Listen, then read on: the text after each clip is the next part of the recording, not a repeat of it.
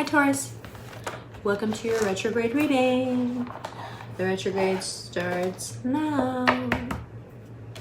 Okay, so awkward. Might have been a little bit awkward, a little bit embarrassing for you in the past couple of weeks. I think Taurus just really wants to be loved. And so they're seeing that everywhere because that's what you want.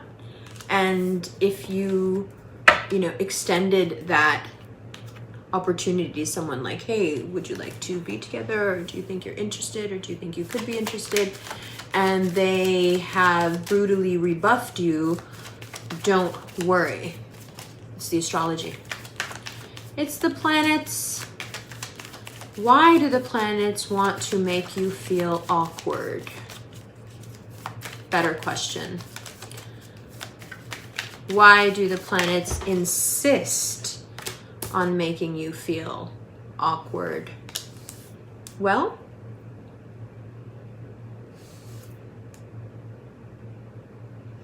I think it's because you're supposed to be, well, not you're supposed to be. I think it's because this lack of communication, this inability to express one's feelings is something that the universe is trying to slowly, wean you off of. Like, you can't go from not talking about anything to wanting to marry someone, without them being like, whoa, what is it? You've just gotten to the point, like Scorpio has, where they're just like running around sleeping with everyone. You've gotten to the point where you're like running around falling in love with everyone. Also fine, but we have to be really careful because although you may carelessly do this now, your feelings are going to get hurt if you're not careful. So, if you have some stuff that you need to clear up from awkward situations that you've created, you might want to wait a couple of weeks. Now that the retrograde is beginning, it is very important for you to take a mental rest. The overthinking and the looping has gone a bit far, Taurus. And there's nothing to be done right now. Anyway, anything you started may get put on hold. Anything that was supposed to come to fruition in the next few weeks may not. And if you push instead of resting, if you overthink and worry instead of resting, nothing will change. Except maybe you. And not for the better. So there's that. I understand the need for the Three of Pentacles. I get it. I get wanting to offer someone that love. Who wouldn't want you? Should be an easy offer to take. And yet the awkwardness of it and how it is done or how it is felt leaves you feeling isolated and alone. Eight of Swords in reverse. But in reverse, so good. So at least she'll fall out of that situation now. Won't be the most pleasant fall. But hey. Two of Swords, Four of Swords. The choice is yours. I think Taurus is finding over and over again in 2020 that the choice is yours. Both choices will be presented to you at the same time. And Taurus will know which one to choose. Taurus will know the better one.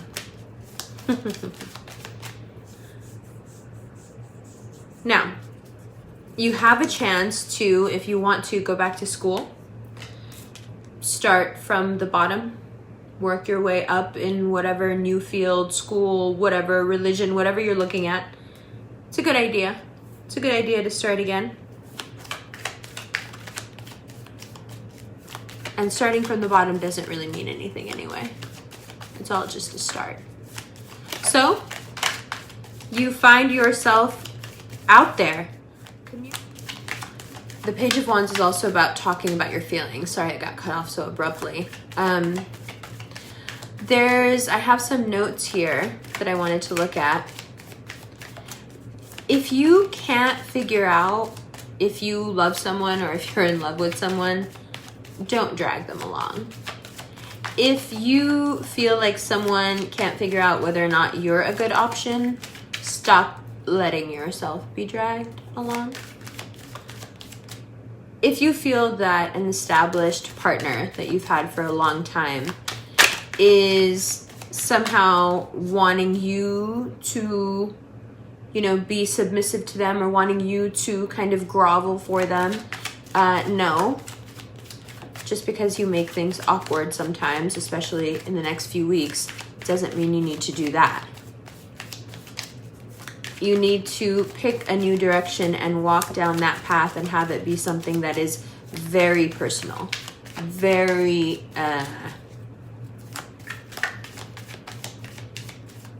artistic.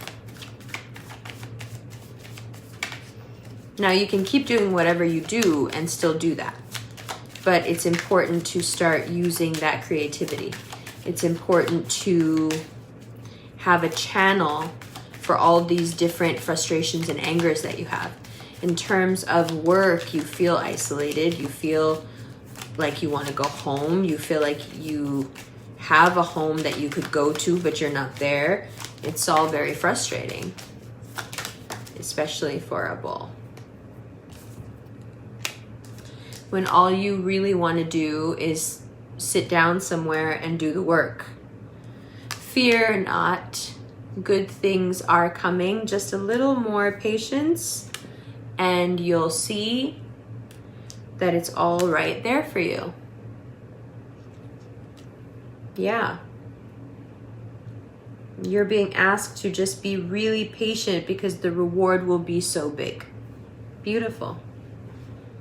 Beautiful. And if you feel like rushing ahead and you don't want to be the high priestess energy and you want to, rush ahead and keep whatever it is that you're so attached to, that's okay too.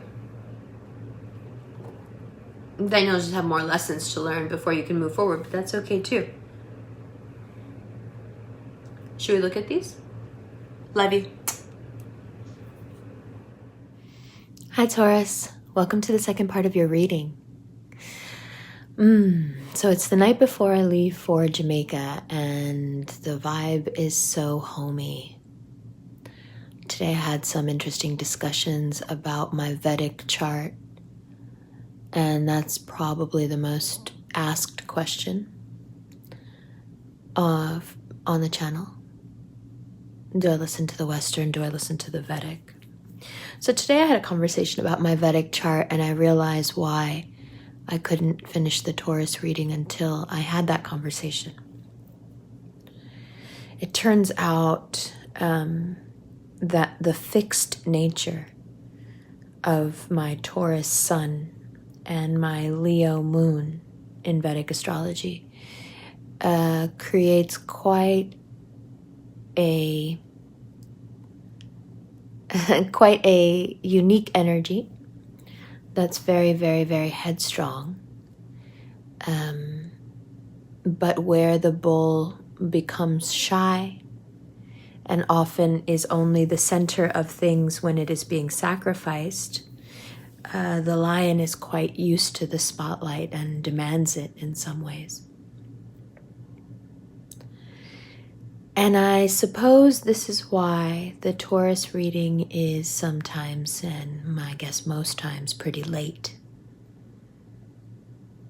It's a battle to take what the Leo moon wants to do with the information and kick it back to the Taurus sun so I can speak to you about it in a way that doesn't alienate you.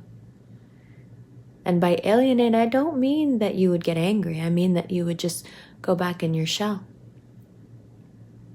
So there is several levels of processing I feel that I go through when delivering any information to you. I have to filter it a few times so as not to push that nonchalance on you. You know, things that I would consider very normal can really be difficult for you because you are, as a sign, painfully shy. So, having said that, let's look at these cards. It's a beautiful reading. It's very heartfelt. Whatever it is that you felt, whatever it is that you were, trying to express, whomever it was that you were trying to speak to, it's okay that it didn't work. Really, it is. And the reason it's okay that it didn't work is because there's a larger, as there always is, there's a larger lesson here that needs to be learned. Of course, the age-old lesson for Taurus is always going to be, is your worth in the being or in the doing? Because Taurus is very capable of doing both, being both.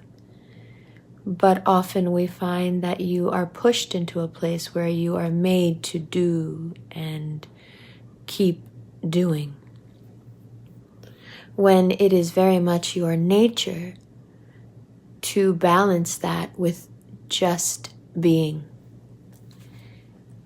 Perhaps the situation that doesn't work out, that ends, that, you thought it was one thing and you thought it was a great opportunity, and now you're like, I hate this. With a little time and a little contemplation, 2 weeks from now, so in the first week here coming up, or it's already happened for you, and then 2 weeks from now, you're thinking about it, you're sleeping on it, you're resting about it. You may talk to some people about it. You may get some more information about it. But ultimately, I think what you decide is that there is this balance you are seeking, and anyone who can give you that balance wins, and they win big with you. Now, you may be able to create this balance within yourself just by shunning any external opinion, and if you are able to do so, the next 4 weeks are incredibly productive for you. It's good stuff. Now, also, it's important that anything that didn't work out, you realize that part of the reason is because when we start to feel the feels again, we drop right back into our most toxic habits, which is pinning our happiness or our perceived value on how much attention they give or don't give us. For more clarification on this, I'm going to do a podcast called Dead Deer. It's something that I learned from a friend whose mother taught her. And it's in the Cancer reading for this month, so you could go check it out. But Taurus also has to avoid being the dead deer. Quickly, if I could, if a man goes out and hunts a deer and puts a lot of time and effort, perhaps days, into it, he will pick the one he likes best and he will stalk it, hunt it, camp out in the woods, whatever, and bring it home, chop its head off, stuff it, and mount it on his wall and be very proud of it. The same man could be sitting at dinner with his family, and the doorbell rings, and on his porch he finds a bloody deer, decapitated deer.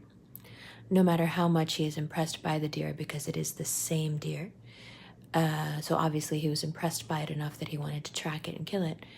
But in this scenario, when he sees the dead, decapitated deer that's just shown up at his doorstep, he is not thinking about stuffing the deer and mounting it to his wall. Instead, he is horrified. He may call the police. He will definitely try to get rid of it as soon as possible. Now, what's the difference? Same deer, same guy. The only difference is the amount of effort that went into him securing what he liked or didn't like. Now, again, same deer, so we know he likes it, but did he? Did he like the deer, or did he like the effort that he had to make to get the deer? And therein lies the rub. This is what you must understand, Taurus. This is what February has been about, but not in a way that you would ever let in or admit to. But this is what the next few weeks are going to be about, and this year is going to be about. Is it you, or is it the effort that they have to make to get to you? It's an important question to ponder when value, worth, money, opportunity, happiness at work, etc. is at stake. If that's what's on the table, then these are valid questions, right? Good.